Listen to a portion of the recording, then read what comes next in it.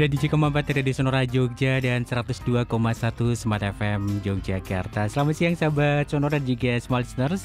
Hari yang istimewa tentunya ya, di Kamis ini 26 Oktober 2023. Dan senang sekali saya Hasta menemani suasana siang Anda. Ini kita di program Bincang Keluarga ya, bersama narasumber kita ada DP3AP2 Daerah Istimewa Yogyakarta dan dari Komisi di DPRD Daerah Istimewa Yogyakarta. Kita akan berbincang seputar pengentasan kemiskinan melalui Desa Prima ya. Dan nanti Anda bisa bergabung juga sahabat Sonora juga Smart Listeners.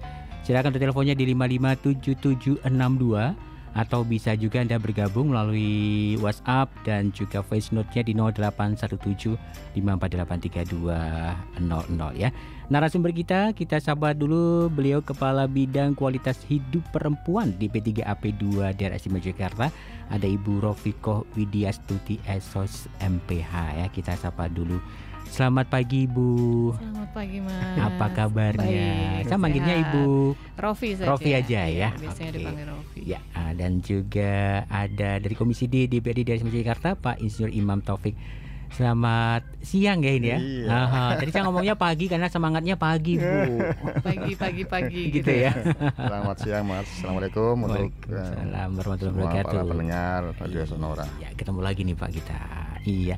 Dan juga untuk Anda sahabat Sonora juga Smart Listeners yang ingin bergabung boleh sekali. Sekali lagi Hasta mengundang Anda ya untuk berbincang di kesempatan siang kali ini seputar pengentasan kemiskinan melalui Desa Prima di 081754832000 atau bisa juga Anda telepon langsungnya di 557762 ya.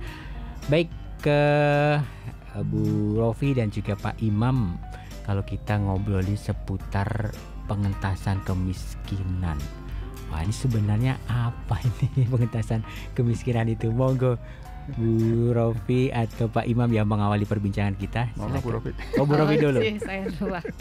Ladies first ya Pak ya. Matur nuwun Mas Hasta Pak Imam. Terkait dengan pengentasan kemiskinan, sebetulnya itu menjadi concern atau perhatiannya Bapak Gubernur, mengingat bahwa di DIY ini angka kemiskinannya cukup tinggi, sekitar angka 11% ya dari seluruh penduduk DIY. Nah, mungkin ada beberapa catatan terkait dengan metodologi yang digunakan sehingga kok DIY menjadi salah satu yang peringkat kemiskinannya menjadi yang tertinggi di Indonesia. Tetapi yang tidak boleh kita lupakan bahwa kita boleh saja berdebat soal metodologi yang dikeluarkan atau yang dipakai oleh BPS, tetapi faktanya itu yang dipakai sebagai satu data. Maka mau tidak mau seluruh instrumen, seluruh unsur yang perangkat daerah di DIY harus terlibat dalam upaya pengentasan kemiskinan yang 11%. Dan Bapak Gubernur berkali-kali menyampaikan bahwa harus ada aksi yang nyata untuk upaya-upaya pengentasan kemiskinan ini. Jadi tidak hanya kemudian program-program yang hanya di permukaan, tetapi setidaknya programnya mampu mengungkit persoalan yang di masyarakat, sehingga nantinya harapannya persoalan kemiskinan ini betul-betul terurai, tidak kemudian hanya sekedar program yang berjalan tapi tidak mengurai masalah yang ada di masyarakat. Nah, salah satu kemudian yang program pengentasan kemiskinan, karena kewenangan kami adalah pada pemberdayaan perempuan, itu adalah melalui Desa Prima. Jadi Desa Prima itu apa? Prima itu sebenarnya adalah Perempuan Indonesia Maju Mandiri. Jadi sebuah program pengentasan kemiskinan dengan membuat kelompok-kelompok di kalurahan-kalurahan yang kelompok ini terdiri dari perempuan-perempuan rentan gitu. Jadi ada perempuan miskin, kepala keluarga, korban KDRT, perempuan penyintas kekerasan seksual, kemudian perempuan yang memiliki anggota keluarga ODGJ. Artinya perempuan-perempuan ini yang kemudian memang diberikan akses atau afirmasi khusus sehingga mampu sehingga negara itu memastikan no one left behind gitu, tidak ada seorang pun yang tertinggal di belakang gitu. Kalau untuk penguatan ekonomi pada perempuan yang berdaya itu mungkin bisa dilakukan oleh Dinas Koperasi dan UKM, tetapi untuk yang perempuan-perempuan rentan ini kemudian bisa difasilitasi, didampingi oleh Dinas Pemberdayaan Perempuan, Perlindungan Anak dan Pengendalian Penduduk melalui program Desa Prima. Jadi awalnya begitu saya kira yang terkait dengan apa itu program Desa Prima dan apa kemudian kemiskinan. Diharapkan nanti yang masuk ke Desa Prima yang awalnya menjadi mendapatkan PKH gitu ya, mendapatkan bantuan pemerintah. Ketika mereka bergabung berproses dalam proses pemberdayaan itu, kemudian mereka akan lulus, tidak lagi menjadi penerima PKH, sebaliknya gitu, mampu menyediakan lapangan-lapangan kerja bagi masyarakat sekitar. Harapannya begitu. Oke, baik. Saya ke Pak Imam dulu nih Pak. Ya. Kalau Pak Imam sendiri melihatnya seperti apa sih tentang pengentasan kemiskinan ini? Monggo Pak. Gitu. Saya kira pengentasan kemiskinan itu kan satu tindakan ya. Oke. Satu usaha, satu proses ya.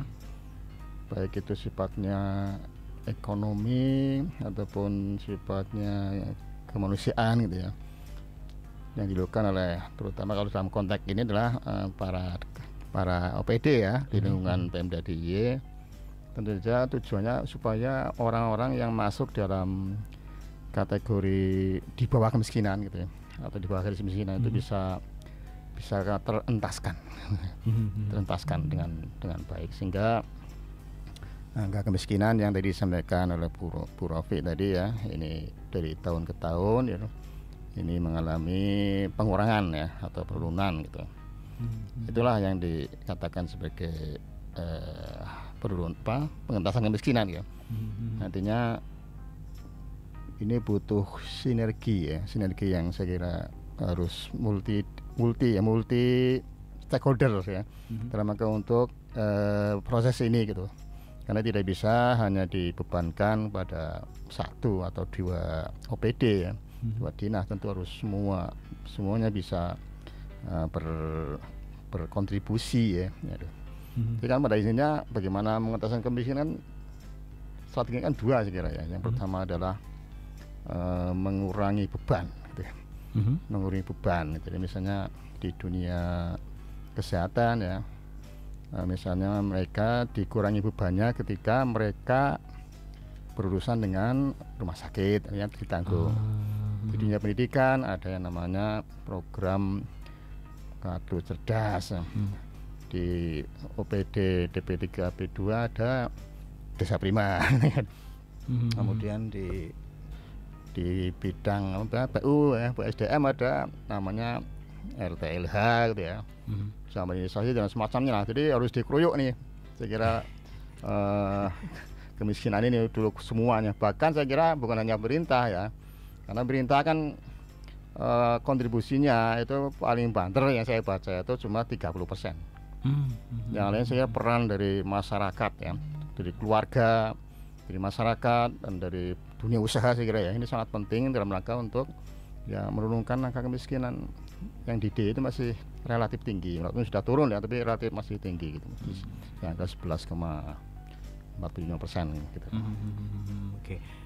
Dari datanya itu DIY di bulan Maret ya, 11,45 itu seperti apa sih, mungkin lebih detailnya Ibu? Iya, kalau itu kan bicara kemiskinan dalam konteks yang luas gitu. Nah, ada kemiskinan pun ada indikator di bawahnya itu ada parameter, ada kemiskinan ekstrim gitu.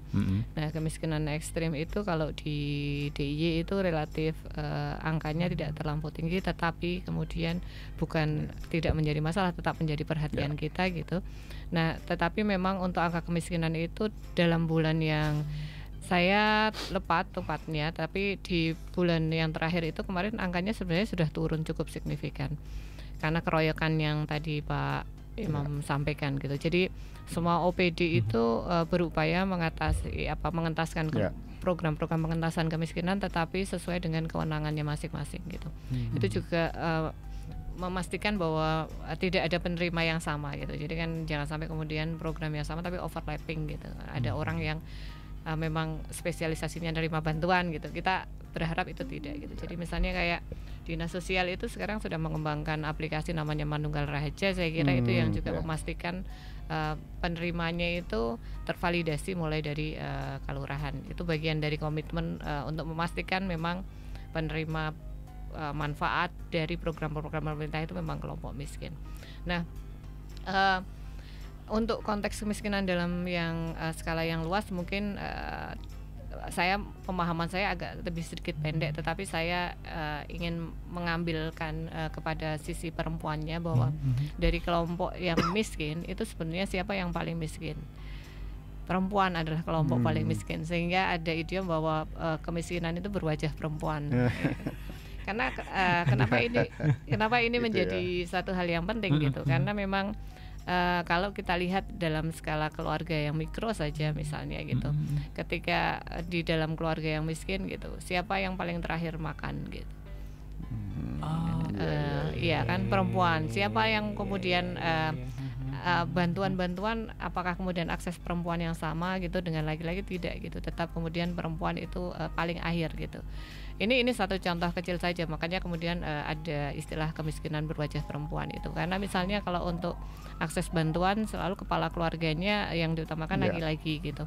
Nah, kepala keluarga perempuan gimana gitu, ada yang terdata, ada yang tidak, itu yang kemudian kita perbaiki. Nah, kemudian bantuan-bantuan terkait dengan pemberian bantuan keuangan terutama itu biasanya perempuan aksesnya, jadi terutama apalagi kelompok rentan ini gitu, perempuan yang difabel dan lain sebagainya, itu yang kemudian aksesnya itu kalau di dalam pembangunan itu, kalau kita menggunakan analisis gender itu kita bisa memotretnya dari 4 hal Mas Sasa: akses, partisipasi, kontrol, dan manfaat gitu. Seberapa banyak sih akses itu sama didapatkan oleh semua kelompok masyarakat tanpa terkecuali gitu.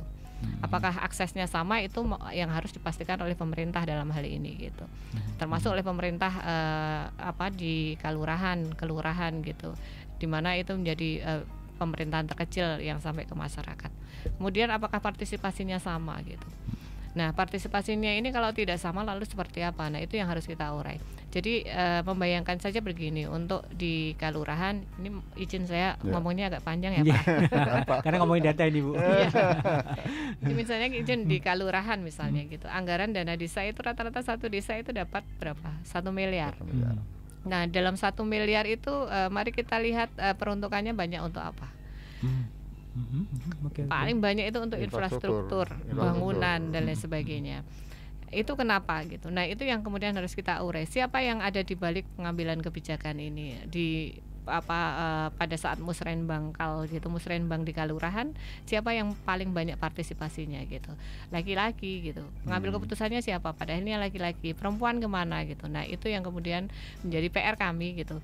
Perempuannya kemana gitu? Nah, apakah berarti aksesnya itu sudah diberikan yang sama? Kalau belum, maka kita mendorong kelurahan untuk memperhatikan nih, tolong ini perempuannya diberikan hak yang sama, diundang. Karena apa? Karena jumlah penduduk di DIY itu sekarang lebih banyak perempuan loh Mas Sasna. Tapi bukan berarti nanti ada bisa 2 ya. Banyak perempuannya, tetapi terutama di usia-usia lansia, karena kita angka harapan hidupnya tinggi ya Pak Imam ya. Nah, angka harapan hidupnya tinggi, kemudian perempuan banyak. Nah, dengan 50% lebih itu faktanya dalam proses pengambilan keputusan atau kebijakan di dalam level paling kecil sekalipun desa, itu suara perempuan hampir tidak ada gitu. Akhirnya apa? Akhirnya kebutuhan-kebutuhan perempuan menjadi tidak mampu terakomodasi gitu. Ya, kalau yang mengambil keputusan bapak-bapak kan, bapak-bapak hanya bisa menerka-nerka, nggak bisa tahu apa yang menjadi kebutuhan, karena yang paling tahu itu kan perempuan sendiri. Nah, ketika itu paling tidak itu tadi, kita memastikan aksesnya. Kita nggak bisa nyalahin bapak-bapaknya gitu, karena kita kemudian bicara partisipasi perempuan seperti apa ini gitu. Nah, menjadi pekerjaan buat kami adalah mendorong perempuan-perempuan itu untuk mau bersuara, menyampaikan gagasan, pikiran, pendapatnya.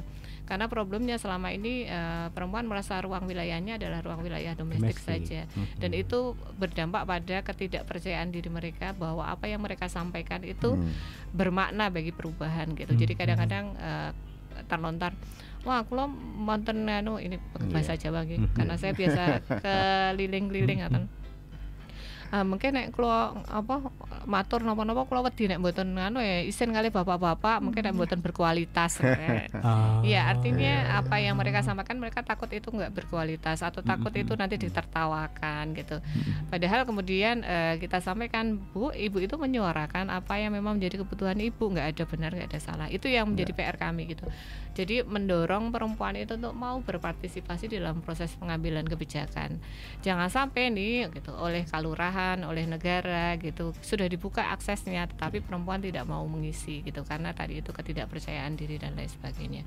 Nah, karena sudah akses partisipasi, makanya kemudian kita bicara kontrol. bagaimana kemudian perempuan terlibat dalam proses pengambilan kebijakan. Makanya menjadi penting perempuan juga ikut terlibat di dalam menduduki posisi-posisi tertentu itu gitu. Bukan untuk apa-apa, tapi untuk memastikan itu tadi suaranya terakomodasi. Sampai kemudian yang terakhir adalah penerima manfaat. Kita harus memastikan tidak hanya perempuan tapi kelompok difabel, anak-anak itu mampu mengambil manfaat. Makanya kemudian kalau musrenbang gitu mungkin usul juga misalnya Pak gitu, karena ibu-ibu tuh nggak pede gitu, mungkin bisa kemudian ada musrenbang khusus gitu sementara gitu ya. Sambil proses bertahap.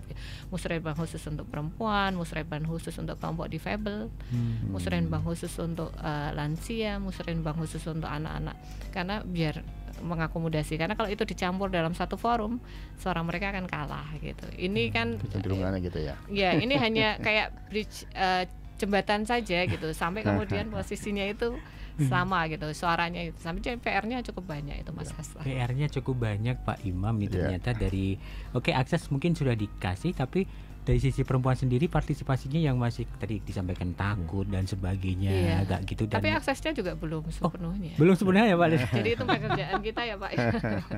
Oke, kalau Pak Imam sendiri gimana ini? Pertama bicara soal dulu ya, angka kemiskinan ya. Oke, boleh Pak. Jadi di Maret 2023 ini kan angka kemiskinan DIY itu 11,4%. Dan itu kalau dibandingkan September 2022, itu kan mengalami penurunan ya, sekitar 0,45%. Dan ini dari sisi angka sekalipun cuma 0, itu sebenarnya cukup signifikan ya, cukup besar gitu ya. Karena yang saya dengar itu menurunkan 0,1 aja berat gitu. Berat. Jadi ini DIY termasuk cukup bagus ya dari upaya pengentasan atau penurunan kemiskinan. Artinya program-program yang digulirkan oleh OPD itu dinilai efektif dan bagus lah untuk penurunan kemiskinan. Kemudian kalau diangkakan Mas, ini saya pernah baca ya, jadi kalau diangkakan, jadi untuk garis kemiskinan sendiri itu kan sekitar 570 ya. Artinya kalau seorang ya, ini penghasilannya itu per bulannya 570.000, itu dia berada dalam garis kemiskinan, garis gitu. Jadi kalau di bawah itu artinya di bawah garis kemiskinan. Nih, nah ini tinggal tinggal dicari gitu ya, di keluarga kita, di sekitar kita itu orang yang punya penghasilan segitu tuh apa.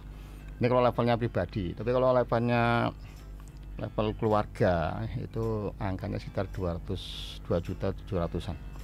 Jadi orang yang keluarga yang penghasilannya 2.700.000 itu dia berada di garis Pak. Di garis gitu ya. Nah, kalau di bawah itu artinya keluarga itu berada di bawah garis kemiskinan. Itu nanti padahal kalau kita lihat UMR kita ya di DIY itu kan masih di bawah itu.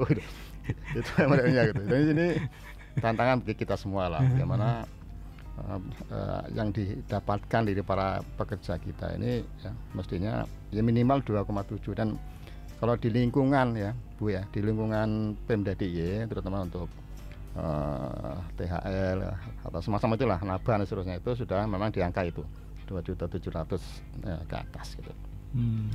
Nah ini saya kira tantangan kita semua, dan tentu kita berharap pada saatnya nanti ya, warga DIY yang penghasilannya di bawah itu semakin kecil.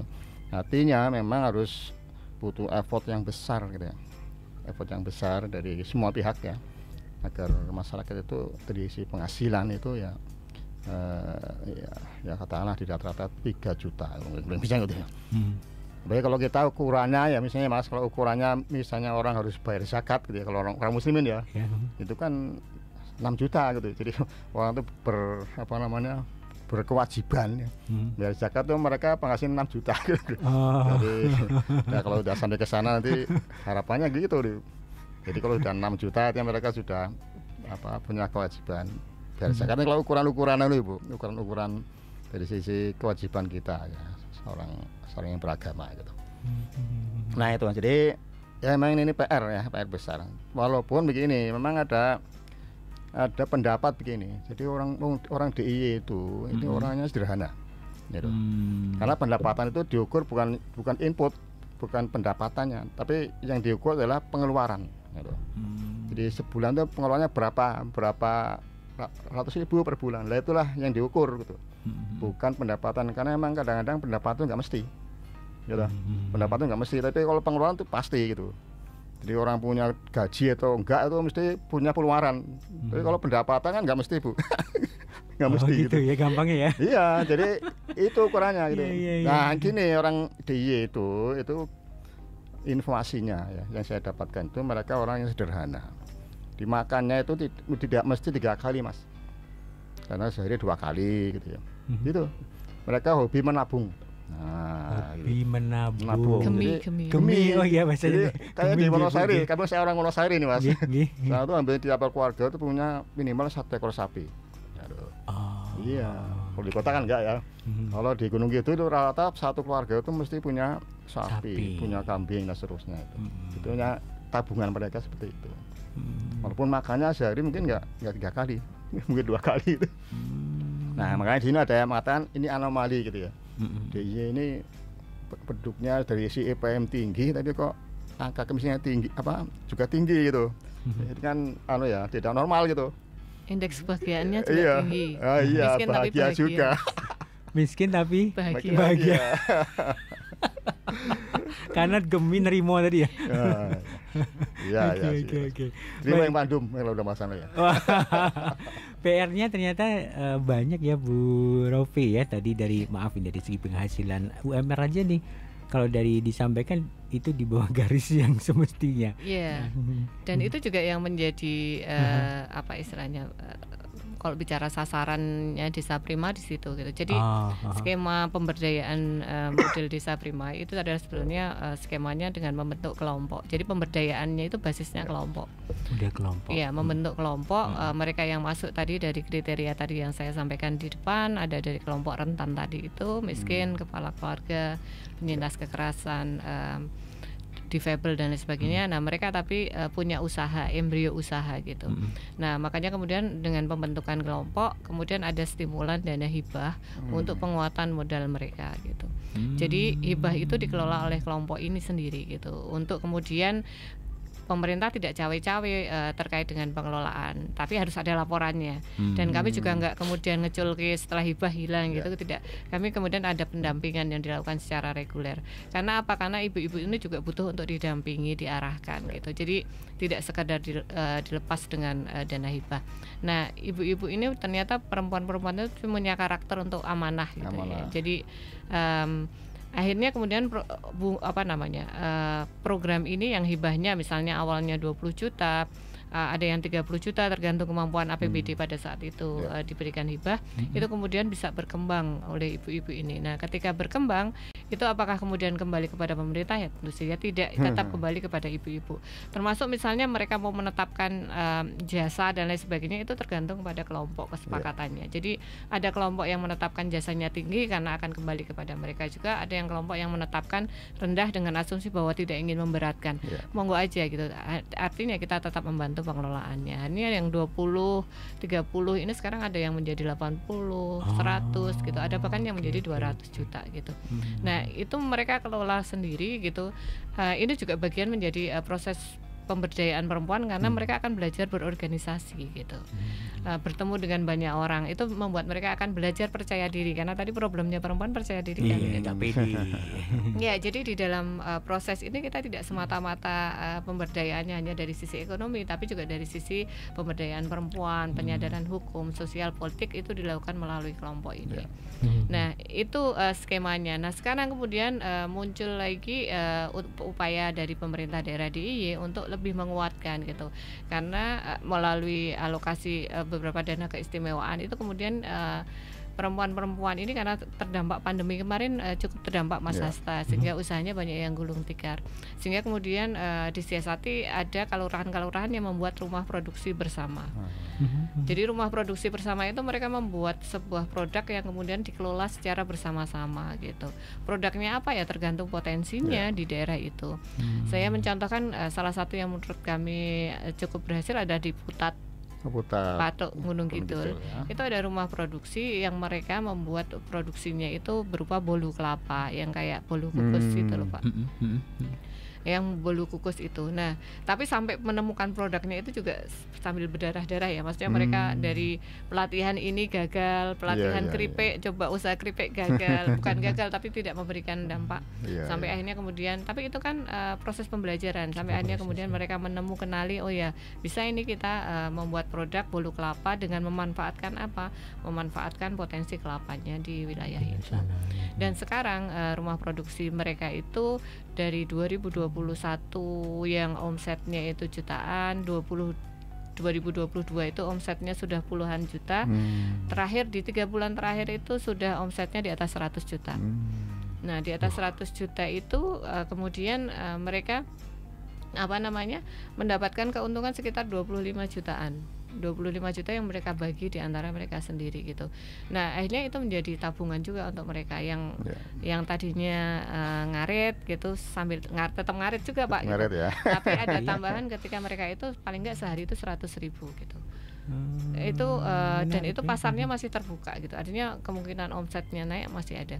Nah, ini yang program yang kita harapkan memang betul-betul tadi mengentaskan kemiskinan. Karena apa? Karena kemudian di rumah produksi ini tidak hanya merekrut ibu-ibu desa prima, tapi juga bahkan mampu merekrut masyarakat lain, termasuk laki-laki yang memang membutuhkan pekerjaan gitu. Karena kita kan tidak bisa mendikotomi perempuan laki-laki terpisah gitu. Itu menjadi satu sinergi perempuan laki-laki. Jadi pengentasan kemiskinan itu juga menjadi bagian dari upaya itu. Meskipun misalnya di kelompok ini karena kewenangannya kami ya concernnya di perempuan, tapi kemudian penerima manfaatnya itu semuanya siapa aja gitu. Jadi dengan seperti itu tadi angka kemiskinan yang tadinya ada pengangguran menjadi bisa ikut terlibat dalam proses pembuatan rumah produksi ini gitu. Itu secara pribadi mereka juga masih tetap mengelola usahanya sendiri itu Mas Hasta gitu. Jadi ada ibu-ibu yang kemudian melalui dana hibahnya itu usahanya berkembang gitu menjadi lebih luas. Kemudian mereka ikut dalam sibakulnya dinas koperasi gitu. Meskipun secara kelompok dia masih tetap menjadi anggota kelompok desa prima karena ada pemberdayaan perempuan, tetapi secara usaha mereka sudah bisa mengambil manfaat dari programnya dinas koperasi, karena kan antar dinas harus sinergi ini. Jadi ketika usahanya besar mereka bisa membuka lapangan pekerjaan di sekitarnya. Nah, itu yang kita harapkan. Wah, luar biasa. Ini di Jogja ada berapa tiap kabupaten ada Bu? Kalau di Jogja itu baru ada sekitar 154 sampai tahun ini. Karena per satu kelurahan itu satu Mas. Cuma satu kelompok itu semakin besar anggotanya, semakin bertambah anggotanya, itu jadi indikator. Karena semakin banyak yang akan menerima manfaat dari program ini. Jadi misalnya kalau di Putat itu namanya kelompoknya Gumregah gitu ya, Gumregah Bangkit gitu. Nah, hanya ada satu Gumregah kelompoknya. Tapi dulu awalnya dibentuk 25, sekarang berkembang menjadi 40 orang gitu. Jadi kelompok ini siji tapi anggotanya lebih banyak gitu. Daripada terlalu banyak kelompok kan Mas ya. Jadi penerima manfaatnya itu jelas gitu. Jadi memang salah satu indikator desa prima itu maju, berkembang atau masih tumbuh itu dari jumlah anggotanya bertambah enggak, uang yang dikelolanya bertambah enggak, kegiatan-kegiatan yang dikelola variatif atau enggak gitu.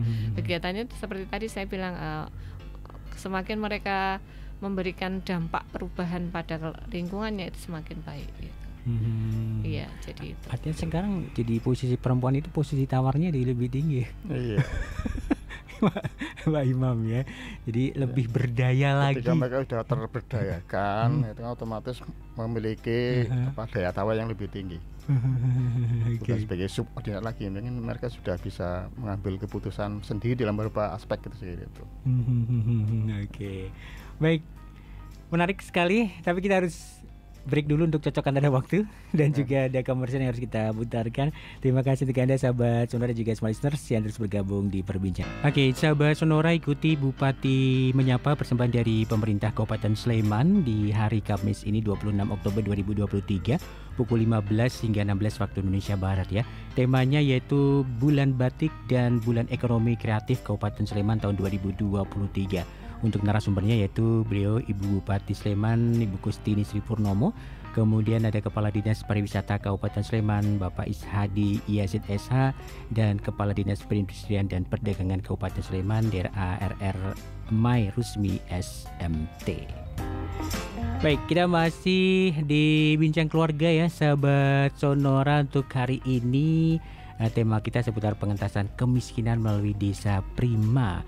Narasumber kita ada Kepala Bidang Kualitas Hidup Perempuan di P3AP2 DIY, ada Ibu Rofikoh Widyastuti Esos MPH, dan dari Komisi D DPRD DSM Jakarta ada Bapak Insinyur Imam Taufik. Baik, Bu Rofi dan juga Pak Imam, kita lanjutkan lagi perbincangan kita ya. Nah, tadi kan pengentasan itu berupa ada rumah apa tadi istilahnya, Bu? Rumah produksi Prima, itu ya. Rumah produksi Prima itu ya. Nah, itu pendampingannya itu modelnya seperti apa, Bu? Apakah memberikan sebuah hal-hal fisik atau ekonomi keuangan atau seperti apa sih? Iya, kalau model pemberdayaan Desa Prima yang tadi melalui skema dana hibah tadi Dana itu. hibah ya. Kemudian rumah produksi itu adalah fasilitas yang kita berikan oleh pemerintah daerah untuk pembuatan rumah produksi dan kemudian pelatihannya. Pelatihannya ya. Yang menjadi catatan adalah bahwa untuk saat ini kami mengupayakan supaya pelatihan-pelatihan yang diselenggarakan itu tidak sifatnya top down gitu. Jadi kalau yang ada selama ini kan pelatihannya itu sifatnya top down sehingga ya tidak tepat sasaran. Maka kemudian kadang-kadang ini nih pelatihan banyak gitu tapi nggak ada hasilnya gitu. Malah ada peserta yang spesialisasi peserta pelatihan itu ada ikut terus itu ya. Punya ada pelatihan ini ikut lo lagi gitu kan. Nah itu kita mencoba untuk menghindari situasi semacam itu. Jadi pelatihan yang kami selenggarakan untuk ibu-ibu Desa Prima itu basisnya adalah kebutuhan, hasil pemetaan mereka ataupun potensi yang ada di daerah itu. Jadi seperti tadi yang saya bilang bolu kelapa tadi, itu sebetulnya juga secara tidak langsung akan menggerakkan ekonomi di wilayah itu. Karena di Putat itu satu kelapa itu sekarang sudah ada yang menampung itu untuk produksi ibu-ibu Desa Prima. Jadi kelapanya kan dari masyarakat sekitar itu mereka langsung bisa setor ke sana. Jadi potensi lokal untuk kelapanya sudah terakomodasi. Yang kedua untuk telurnya itu juga dari para peternak di wilayah Kalurahan Putat itu. Kemudian yang ketiga itu mereka tidak membeli terigu, minyak, bahan-bahan gula itu di supplier besar, tidak. Mereka membelinya melalui warung-warung yang ada di sekitar itu. Jadi menjalin kerjasama. Jadi itu kan ada teori ekonomi sirkular atau apa gitu. Nah ini sebenarnya dalam skala kecil mereka sudah mampu menggerakkan di sini. Jadi itu yang bergerak kan ada petani, ada peternak, ada usaha mikroekonomi, itu semua bergerak karena ada satu ini. Nah buat kami menjadi penting bagi pemerintah daerah ketika kita mengadakan satu program atau apapun, pendampingan itu terus dilakukan. Jadi kita harus memastikan prosesnya itu berjalan, tidak kemudian dibuat launching gebyar gitu, dampaknya tidak terasa oleh masyarakat. Tetapi karena proses pemberdayaan itu bukan sehari dua hari itu, Mas Hasta. Untuk ibu-ibu Desa Prima ini kan prosesnya dari mereka dibentuk 2019 kena pandemi, itu jatuh bangun. Kemudian 2021 itu dimulai hanya dengan omset 2 juta sebulan. Itu kalau ibu-ibu yang nggak getih bener gitu, nggak kemudian kita juga dampingi secara terus menerus, kita semangati dan sebagainya, itu kan juga akan menyerahkan gitu, ampun ngelokro gitu. Tapi karakter ibu-ibu ini kan biasanya mereka juga tangguh gitu demi anak-anak dan keluarga, memastikan isi perut keluarganya tercukupi. Akhirnya kemudian mereka bangkit dari 2 juta menjadi belasan juta, kemudian menjadi puluhan juta. Itu kan prosesnya cukup panjang. Nah ketika ini kita tidak bantu dampingi, itu akan kehilangan jejaknya gitu. Jadi maka menjadi penting di dalam konsep pemberdayaan Desa Prima itu untuk kami melakukan pendampingan. Nah, dari 154 itu apakah diberikan pendampingan? Iya, tetapi sekarang mulai bisa dilihat prioritasnya. Jadi yang sudah maju, yang sudah ini ya pendampingannya agak kemudian kita kurangi, memberi kesempatan Jadi yang sapeh gitu, baru-baru. Iya, disapeh ya Pak istilahnya. Karena pemberdayaan mereka harus berdaya, jangan menciptakan ketergantungan. Iya betul. Dan pada akhirnya dilepas beneran deh.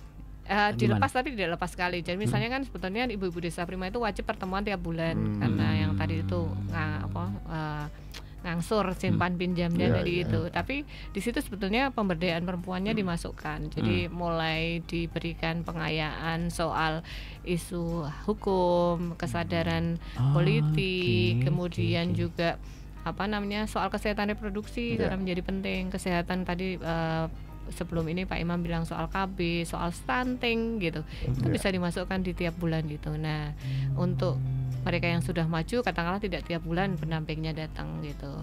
Kan kami ada menyediakan pendamping, karena kami juga menyadari orang dinas daya jangkaunya kecil. Meskipun itu juga dilakukan sinergi dengan kabupaten, tetapi juga tetap daya jangkaunya tidak mampu menjangkau 154 karena kami juga ada pekerjaan lain. Nah, dengan pendamping itu mereka datangnya misalnya 2 bulan sekali, 3 bulan sekali. Nah, yang intensif itu terutama untuk yang baru atau memang yang butuh untuk diasistensi teknisnya lebih banyak gitu. Jadi itu model pemberdayaannya. Nah, kalau untuk yang di Putat itu sebetulnya karena dia mendapatkan dana keistimewaan karena menjadi desa mandiri budaya, maka alokasi dari dana keistimewaan itu kemudian mereka bisa kalurahan itu memfasilitasi rumah produksi dan peralatan yang lebih besar. Jadi peralatannya agak lebih modern gitu. Jadi makanya kemudian produksinya bisa lebih banyak. Tapi masyarakat bisa mengambil manfaatnya dari program itu. Itu Mas Asna. Oke. Menarik ya. Jadi masih ada pendampingan dan di sela-sela mungkin pertemuan istilahnya ya. Itu banyak hal yang bisa dimasukkan ketika ada peningkatan kapasitas lah bagi perempuan yang ada di sana ya. Politik masuk, dunia parenting masuk, mungkin bisa gitu juga ya, Bu betul, ya. Betul. Karena memang isu pengasuhan sekarang menjadi isu yang krusial dengan banyaknya kasus-kasus yang ada anak-anak, mulai dari soal kejahatan jalanan sampai isu kesehatan mental anak-anak sekarang kan menjadi perhatian. Banyaknya kasus bunuh diri, kemudian banyaknya kasus menyakiti diri sendiri, itu menjadi concernnya. Nah, itu masuknya ke sana juga. Luar biasa. Pak Imam, ini dukungan dari Dewan dengan banyak program seperti ini. Ya, sebelum saya bicara soal dukungan Dewan ya, jadi saya menggarisbawahi gitu ya, yang disampaikan Bu Rafi tadi ya, bahwa sesungguhnya kata kuncinya itu pendampingan. Pendampingan, oke. Ini penting dan sangat strategis untuk pemberdayaan kelompok. Tentu pendampingan itu yang dimulai dari proses perencanaannya gitu. Jadi dipastikan bahwa perencanaannya itu berdasarkan kepada apakah namanya studi ekonomi apa gitu ya. Memastikan bahwa apa yang nanti diproduksi itu memang berdasarkan kepada kebutuhan pasar gitu. Ya. Kadang memang ada kelompok-kelompok yang terlalu semangatnya itu asal sementing produksi. Nah, padahal diperlukan atau tidak itu kadang ya hal yang lain lah. Ya itulah yang benar akhirnya membuat kelompok itu berhenti gitu ya. Karena kehilangan orientasi gitu. Saya kira ini penting ya, di pendidikan, di perencanaan itu ya, dan mendapat input yang banyak mau apanya gitu, itu penting. Yang kedua saya kira di proses. Ya. Prosesnya harus didampingi agar apa? Agar produknya itu ya ini sesuai dengan permintaan pasar. Gitu. Jadi saya kira yang disampaikan Bu Rafi tadi ya di Putat itu mungkin secara sadar atau enggak sadar mereka sudah memasukkan unsur-unsur unsur-unsur kualitas produk gitu. Kan tidak mungkin kalau produknya nggak baik kemudian bisa diterima oleh pasar gitu ya. Yang ketiga ya tadi sekaligus ya, jadi harus dibantu juga proses pemasarannya gitu. Karena produknya gampang. Jadi begitu bicara pasar lah itu ya saya kira disitulah persoalan yang saya kira paling mendasar, bukan hanya di kelompok tapi juga di usaha-usaha yang levelnya itu keluarga atau pribadi ya. Jadi ini pastikan bahwa yang diproduksi itu memang nanti akan diserap pasar dengan baik gitu. Jadi saya kira butuh proses belajar yang baik juga gitu sampai menjadi gede. Nah saya kira ini saya mendukung ya kalau misalnya RPP ya, atau kelompok-kelompok ibu-ibu itu ya, namanya Prima tadi ya. Prima. Ini ya perlu banyak belajar gitu ya.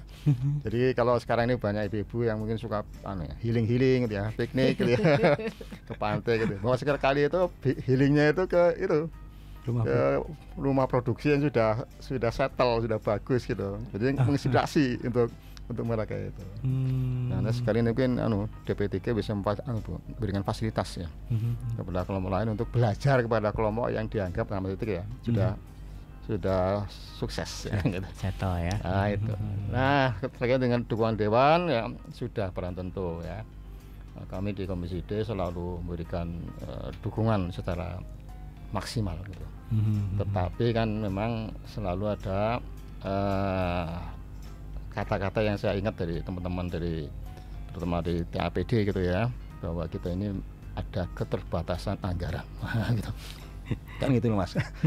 Biasanya kalau sudah bicara keterbatasan anggaran ya berarti ya ada kapasitas minimal yang bisa dilakukan saja, tapi yang kalau maksimalnya belum gitu. Di samping juga ada kata-kata dari dinas Pak. Kalau dinas kata-katanya apa? Keterbatasan SDM. Gitu. Jadi kita maunya kasih uang banyak tapi wah jangan banyak-banyak Mas, nanti SDM kita terbatas, nggak bisa ngelakoni gitu. Akhirnya harus imbang Mas. Harus imbang. Artinya ya hanya kita percaya saja kepada OPD gitu ya. Ketika mereka mengajukan usulan begini, ya kalau kebutuhannya nggak segitu, lebih banyak lagi. Tapi kita bisa memahami ketika tim APD ya itu menjelaskan sekarang ini terjadi keterbatasan anggaran ya sudah.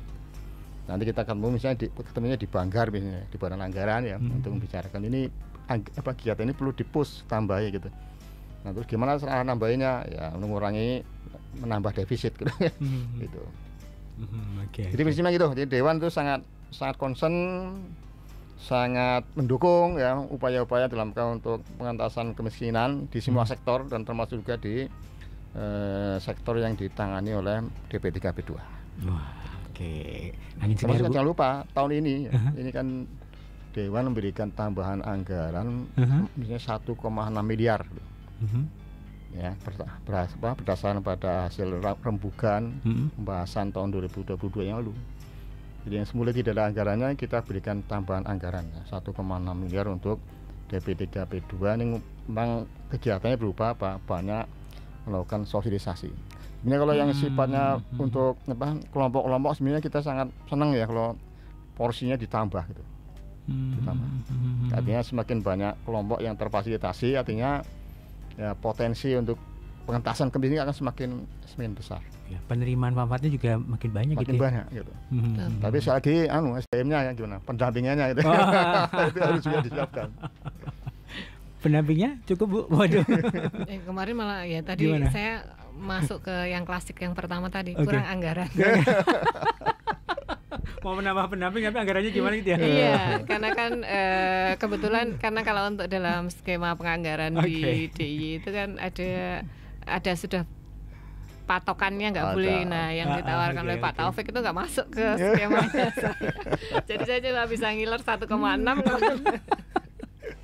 Oke. Kita break dulu, Bu Robi dan juga Pak Imam. Thank you banget untuk yang sudah bergabung sahabat Sonora. Dan kita break untuk komersial juga untuk Anda sahabat Sonora juga small listener. Terus dengarkan program perbincangan ini di edisi hari ini Kamis 26 Oktober 2023. Baik, 97,4 Radio Sonora Jogja, 102,1 Smart FM Yogyakarta, sahabat Sonora juga small listeners.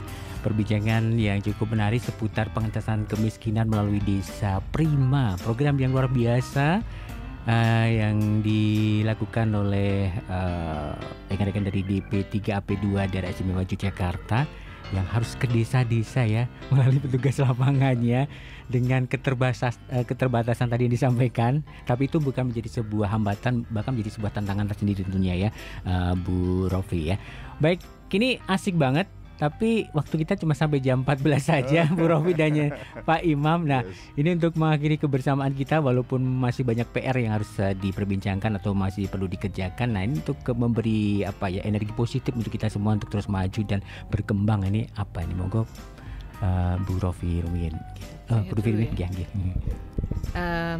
Jadi kalau menurut saya ada beberapa hal yang harus dilakukan, baik dari sisi pemerintah maupun dari sisi masyarakat. Dari sisi pemerintah tadi disampaikan di awal bahwa kita harus memastikan akses itu terbuka untuk masyarakat, termasuk akses untuk program-program pengentasan kemiskinan bagi perempuan dan kelompok rentan lainnya.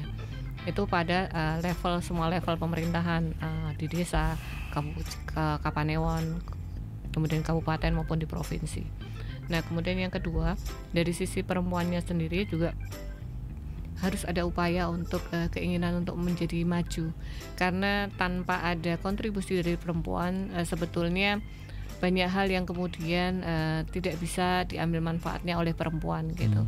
Karena itu kemudian memang kinerja kontribusi dari perempuan itu sangat signifikan dibutuhkan untuk mampu membuat perubahan gitu. Jangan kemudian kita terlena dengan menyalahkan kanan kiri gitu. Menggosip, menggibah itu tidak menyelesaikan masalah. Tetapi dari gosip, dari gibah yang kita dengar, itu sebetulnya kita bisa angkat itu menjadi persoalan yang kemudian harus dicarikan jalan keluar. Jadi kalau misalnya di warung-warung yang ketemu mendengar ada kasus kehamilan tidak dikehendaki, ada kasus pinjol, maka kemudian itu harus dicari solusinya. Bagaimana kemudian solusinya itu ya menyuarakan kepada pihak-pihak yang berwenang. Jadi terlibat dalam berbagai proses yang ada di masyarakat itu membantu untuk suara itu bisa kemudian mampu menyumbang pada persoalan-persoalan di wilayahnya. Jadi kalau di saya dua sisi itu Mas Sasta, kami dari pemerintah juga harus mampu bekerja sebagai pelayan masyarakat yang melihat bahwa kinerja itu bukan berdasarkan penyerapan anggaran, tetapi berdasarkan apakah punya impact atau dampak pada persoalan yang ada di masyarakat. Cara pandang itu yang kemudian akan mempengaruhi bagaimana perubahan melalui proses pembangunan itu akan terjadi di wilayah gitu. Termasuk program pengentasan kemiskinan, kalau sekedar berbasis penyerapan ya mungkin nggak akan signifikan gitu. Tapi kita kemudian mengetahui bahwa anggaran terbatas, persoalan masyarakat itu ternyata masih butuh A, B, C, maka kemudian kita bisa melakukan berbagai inovasi, kerjasama dengan pihak ketiga, kerjasama dengan universitas, kerjasama dengan lainnya. Seperti simpel saja saya contohkan, kami itu nggak pernah punya anggaran untuk kajian desa prima. Sementara kami butuh banget kajian untuk desa prima, anggarannya nggak ada Pak. Jadi jujur nih saya curhat. Maka kemudian mau tidak mau saya menggandeng kampus untuk bersama-sama. Nah kebetulan kami menggandeng Fakultas Ilmu Sosial Ilmu Politik di Universitas Gadjah Mada di Departemen Sosiologi untuk bareng-bareng melakukan kajian itu. Meskipun wilayahnya nggak terlalu luas dulu gitu, tapi paling nggak bisa memberikan gambaran dampak pada program ini. Itu yang mungkin bisa saya tambahkan. Wah, luar biasa sekali. Terus semangat Ibu ya. Semangat nih. Pak Imam monggo. Ya, saya simpel saja. Jadi persoalan kemiskinan itu saya kira persoalan semua kita ya, atau kita semua. Dan itu harus mendapatkan atensi yang besar ya, dari semua pihak ya. Dan masing-masing harus punya peran yang dilakukan secara maksimal gitu. Dalam konteks DP3 P2 tentu saja kita sangat mendorong ya kepada ibu-ibu terutama ya, dari ada Bu Helina, ada Bu Rofi ya, yang menjadi punggawa di DP3 P2 itu ya. Bagaimana ya di samping melaksanakan program secara rutin, tapi di situ dibutuhkan kreativitas ya, entertainment dan seterusnya adalah program-program yang mau digulirkan sehingga tadi kalau bicara soal dampak atau impactnya nanti bisa betul-betul dirasakan oleh mereka yang terlibat, dan juga dalam skala makro DIY ya, memang betul-betul bisa berkontribusi dalam rangka untuk menurunkan angka kemiskinan di DIY. Tapi yang penting lagi adalah bagaimana kita semua ya harus punya atau ada upaya untuk bagaimana masyarakat kita ya, sebelum sampai ke meningkatkan kemiskinan itu ya, bagaimana minimal ya mentalnya harus dibentuk ya. Jadi warganya mentalnya harus mental kaya. Nah, gitu. Jadi penting ya. Jadi mental kaya itu sangat penting dalam rangka untuk apa? Menjadi tujuan supaya nanti jadi orang kaya beneran. Terhindar dari kemiskinan. Iya. Baik, Oke, terima kasih Pak Imam juga Bu Rofi. Semoga yang disampaikan ini cukup bermanfaat bagi kita semuanya, memotivasi kita semuanya. Kita akan kembali di lain kesempatan dengan tema yang lebih menarik Insya juga. Allah. Ya. Insya Allah. Baik, terima kasih juga untuk Anda sahabat Sonora dan juga semua listeners yang terus bergabung sudah memilih Sonora juga Smart FM untuk menemani suasana siang Anda. Kita pamit, selamat siang dan selamat mendengarkan program kami selanjutnya. Sampai jumpa.